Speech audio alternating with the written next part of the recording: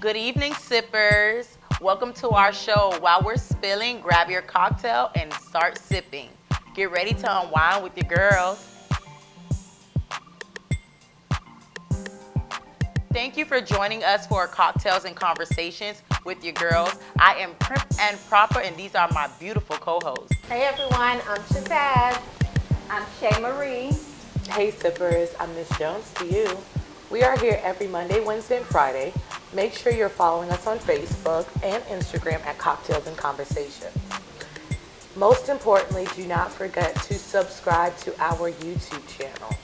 Now get comfy because tonight we'll be discussing sexual abuse in the Black community and the latest in the R. Kelly saga. Our drink for tonight is the Kamikaze. The Kamikaze is designed to cut to the chase. It isn't a cocktail that bartenders sit around and contemplate. It's the go-to. In fact, it's not even a cocktail. The combination of vodka, lime juice, and orange liquor is served ice cold as a shot.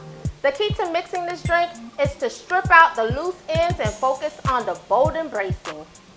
It delivers a tangy bite that gives the Kamikaze its backbone. Ooh.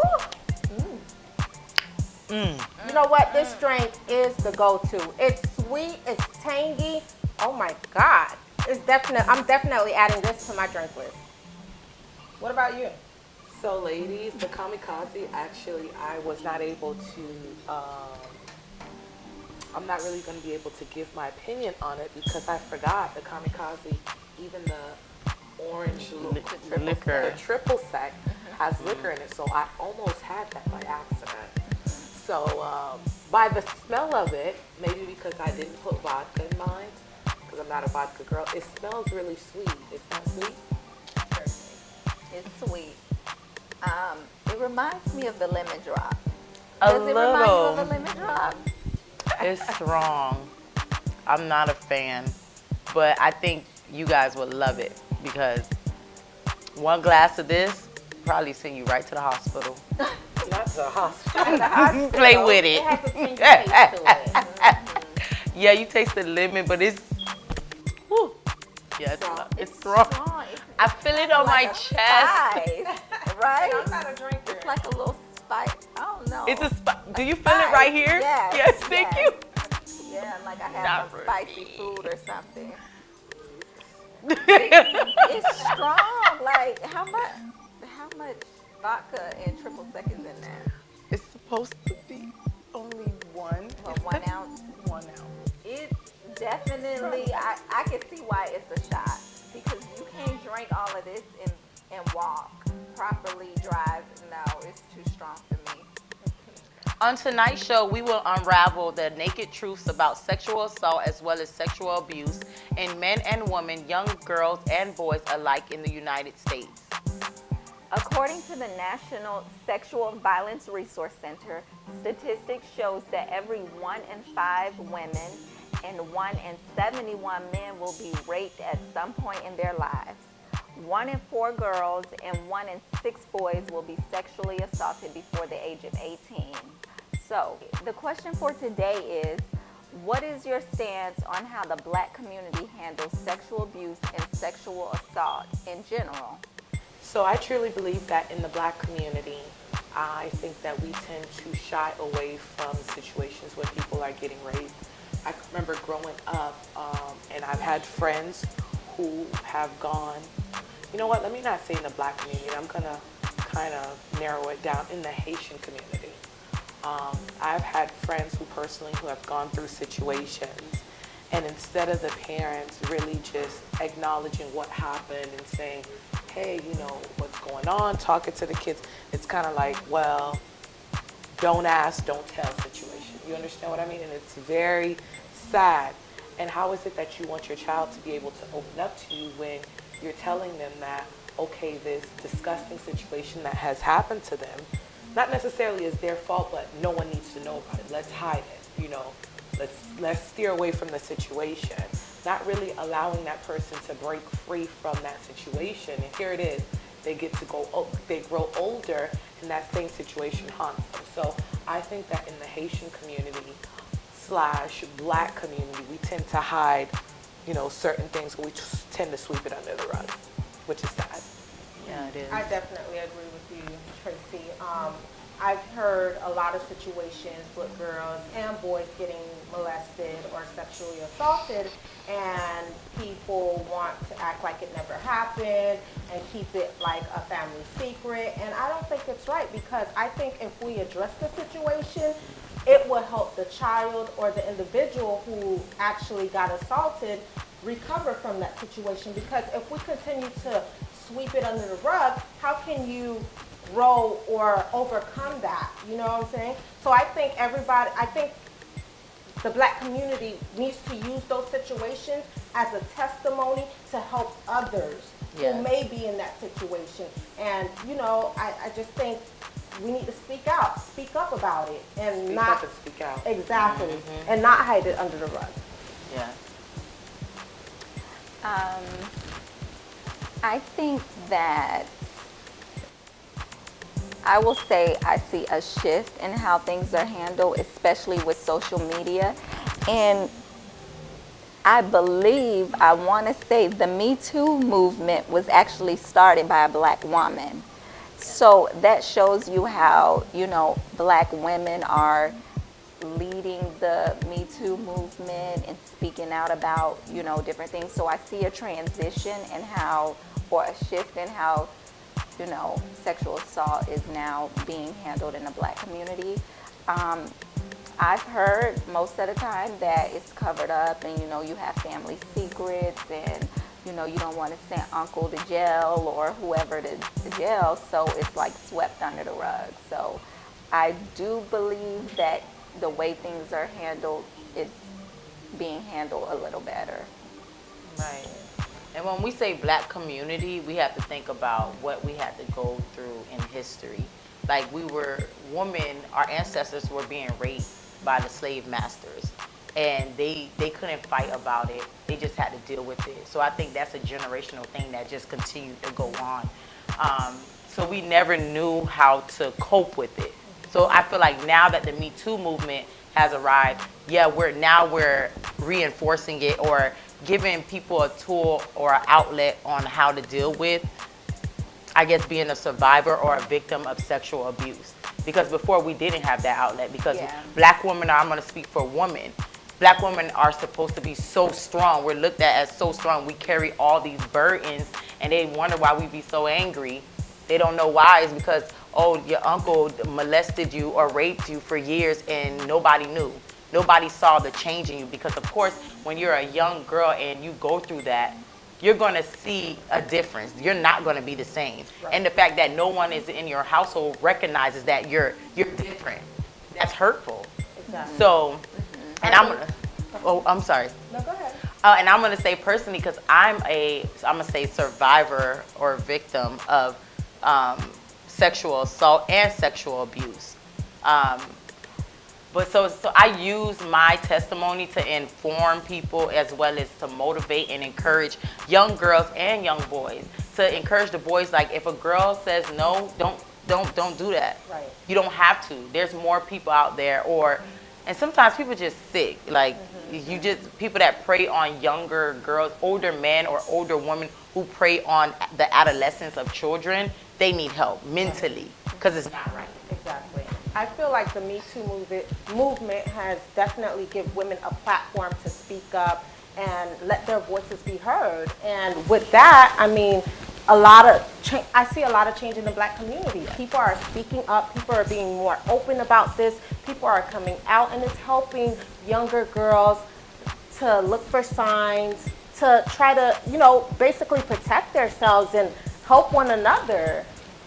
I have a point to make, because since you mentioned that about the Me Too movement, and it's helping people come out more, and I was very surprised at the fact that Terry Crews came out and saying that, well, me too.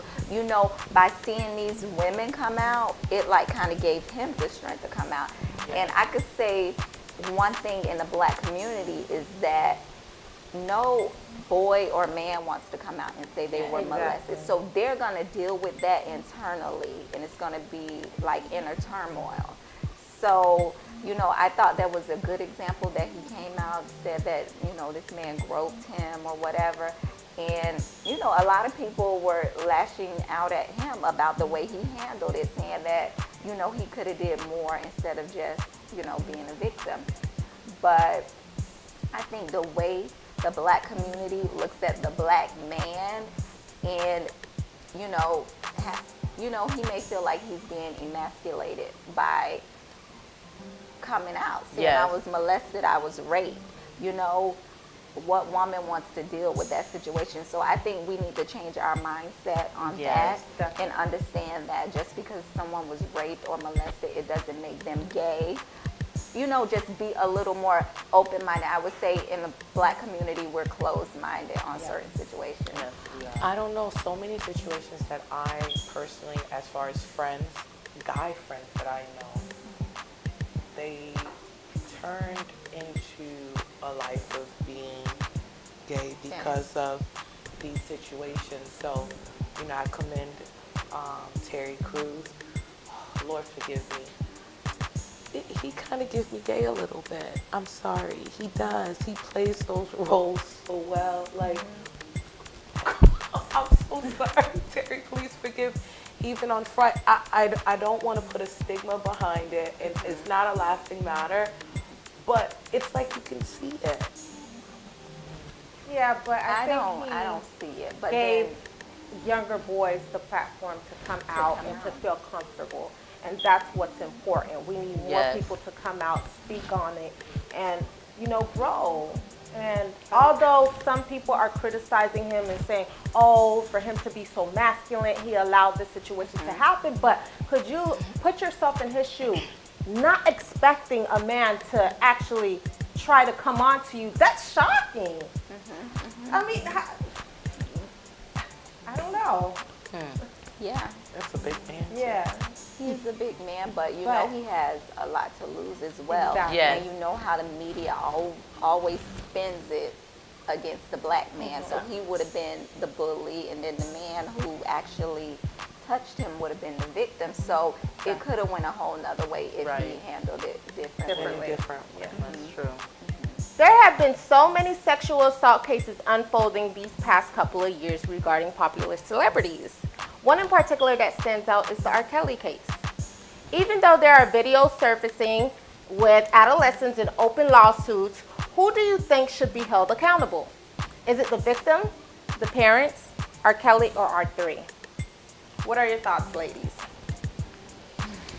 Honestly, this topic has been trending everywhere. And I think that the person to be held accountable is not only R. Kelly, but also the parents. These situations honestly have been going on for a while. Some parents have come out from the beginning, and some are coming out of the woodworks now. And I'm not saying because they are coming out later, it makes the story any less truthful. But when you really think about it, I have a 3-year-old son. I have a dog. I have a little dog. Her name's Honey. I leave my dog when I go out of town at my friend's house, and I kid you not, I'm always calling, hey, is Honey okay? Or I'm calling if me and my husband leave, and I call about my son at my mom's house. Hey, how's Brooklyn doing? So on and so forth. So to have a child that's 15 years old and not know where your child is, I don't even allow my son to have, he's not sleeping over nobody's house, he's not going anywhere. So I don't understand why these parents felt like it was okay to have their teenage daughter with a grown man. This is a grown man. So I honestly can't get my mind wrapped up to think about how we don't see that that's a problem. Right. And any parent in that situation, if you would allow your child to be with a grown man, shame on you. So I think that the fault goes on the actual parents and R. Kelly. The kids whether they were hot or not. I hear all these different stories like, oh my God, the kids were hot. Yeah, whatever. You can say the kids were, but at the end of the day, they're kids, right? They're kids. They're kids, they're kids, they're kids, they're kids. Kids don't make rational decisions. They are kids. That's what separates an adult from a child. Being able to rationalize certain situations. And as an adult, R. Kelly should have known better. These parents should have known better. I agree too. Well, my opinion is not, I know for a fact, it's not a popular opinion. But I feel that the parents are to blame. Of course, R. Kelly. But also in some of these instances, I think the victim. And I know you can't blame the victim or victim shame or victim blame. But to be honest, with all these people coming out speaking up, some of them I don't even believe. And then some of them I'm thinking, okay, when you met this man, you were a grown woman. You made the bad decisions to be with him. You made these decisions. So in that case, I would say, okay, you know, what were you thinking? You were an adult. You know, you knew his background. Maybe you didn't see the video, but you knew he was on trial. You knew, I'm sure it's R. Kelly. So I would say those particular victims and the parents and R. Kelly. Now, in those situations where you're saying the particular victim, do you feel like someone can manipulate you to make you do something that's probably out of the ordinary from you doing it? Yes, I believe that if it's a person that you don't know, if it's a person, like if you just meet a person and, you know, you're dating a person, you don't really know that person's character up front. But if it's R. Kelly, who you can see his video from the past and see him having sex with an underage girl, or, you know, hear the stories about him and Aaliyah, you know this. So you're putting in your mind that, okay, you don't care about all the stuff that you hear. I was gonna say, I don't think that's always the case. Like, I never seen that video. But you heard about. I heard about it, but he was acquitted. So I'm just putting myself in someone else's shoes.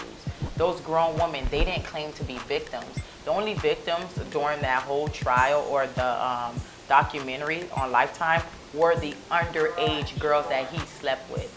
It was never the older woman. The older women were just witnesses to the kind of person he was. So they all had But you have one woman who was in her 30s who That was the DJ. who left her job and all. exactly, of but that. and she also can vouch for the way he acted or the kind of person he was. Because as we can see, when he had that sit down with Gail, he was like, he's not that person. He's not the devil. He's not this. But everybody on that documentary said the same thing about his characteristics. And it's not only the people he slept with, but even the people he had relationships with. Backup dancers were saying the thing. People that work for you were saying that you're this kind of person.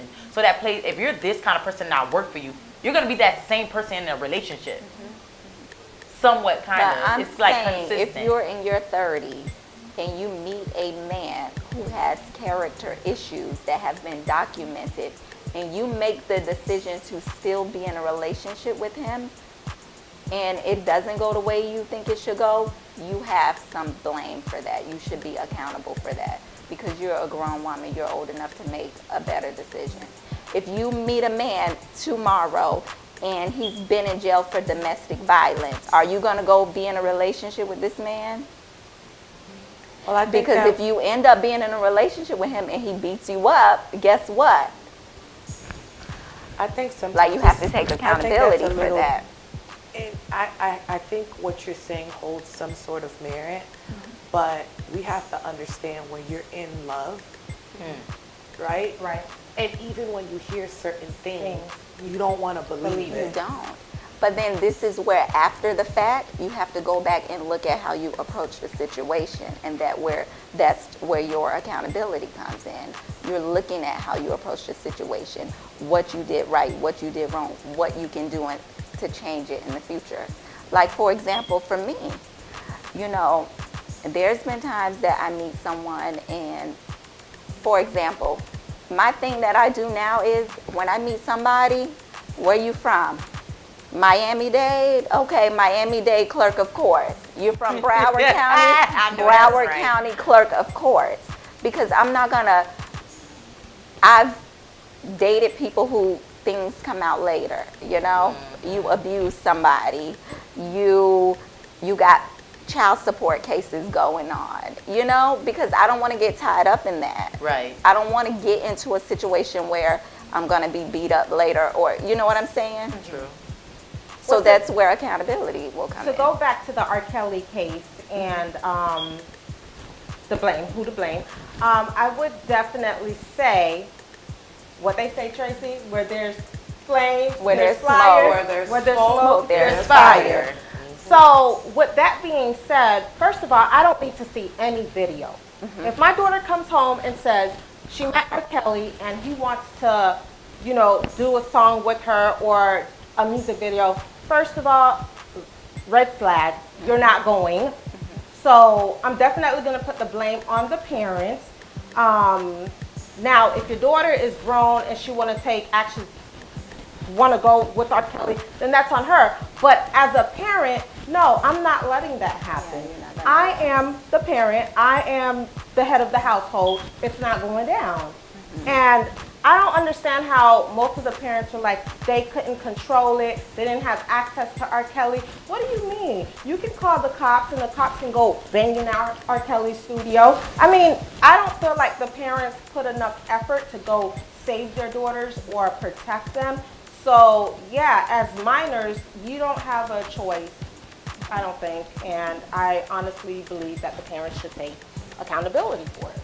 Well, in the parents' defense, they couldn't call police because at the time, I think it's in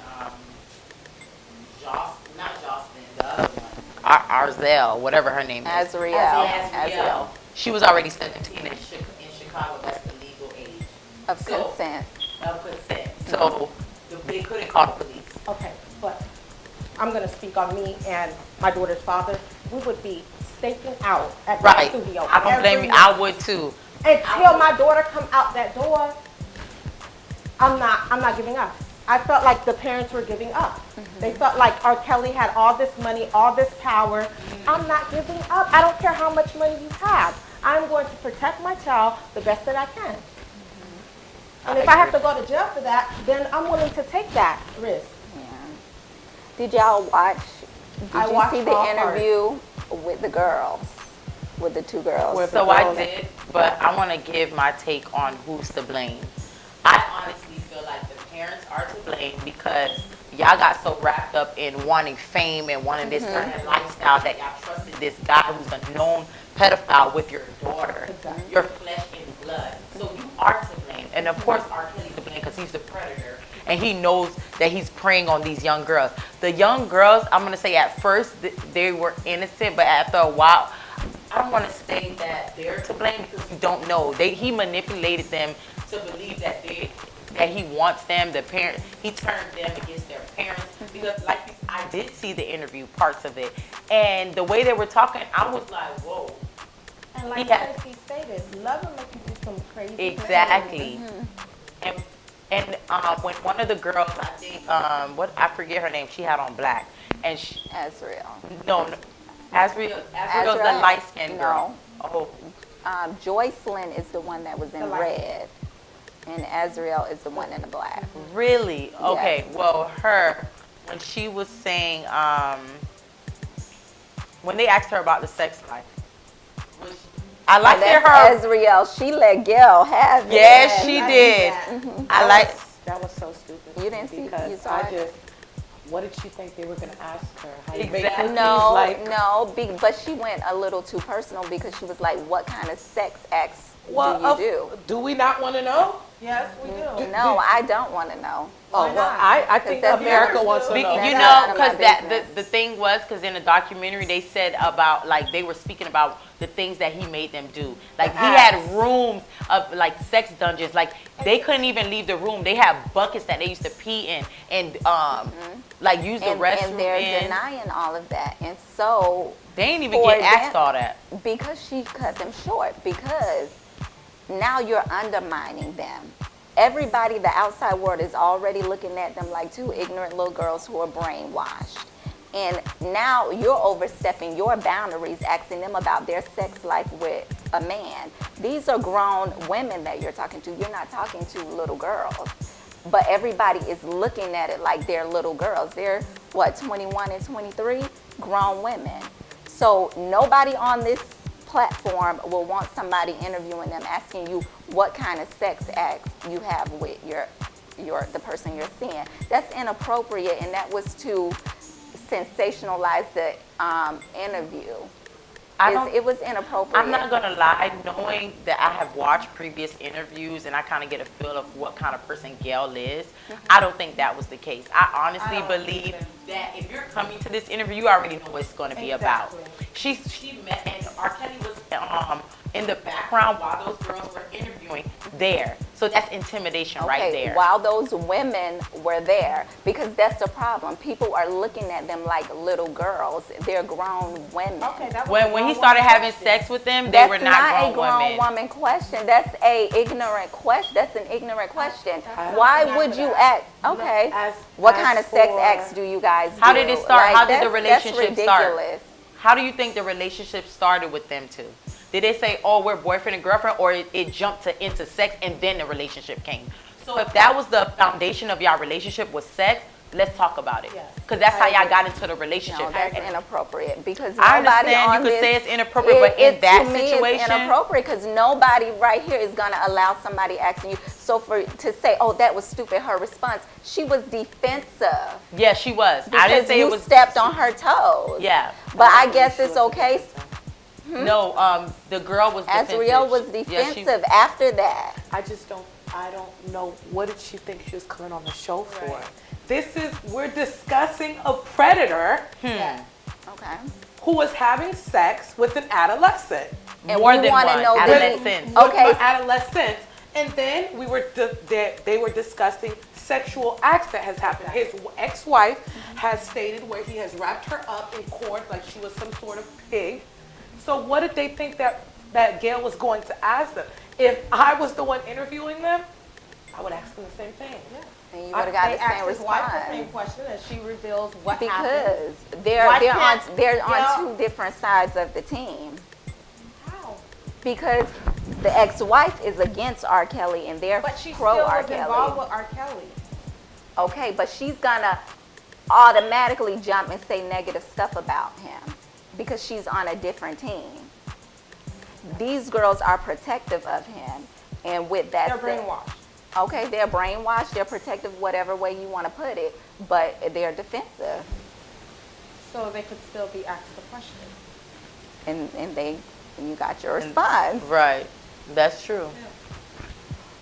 We would love to keep the tea spilling, but unfortunately we're running out of time. But you could keep the conversation going by leaving your comments below and following us on Facebook and Instagram at Cocktails and Conversation. Thank you everyone for tuning in. Don't forget to subscribe and follow us on social media. See you Monday night at 8 p.m. for Cocktails and Conversation with your girls. Good night.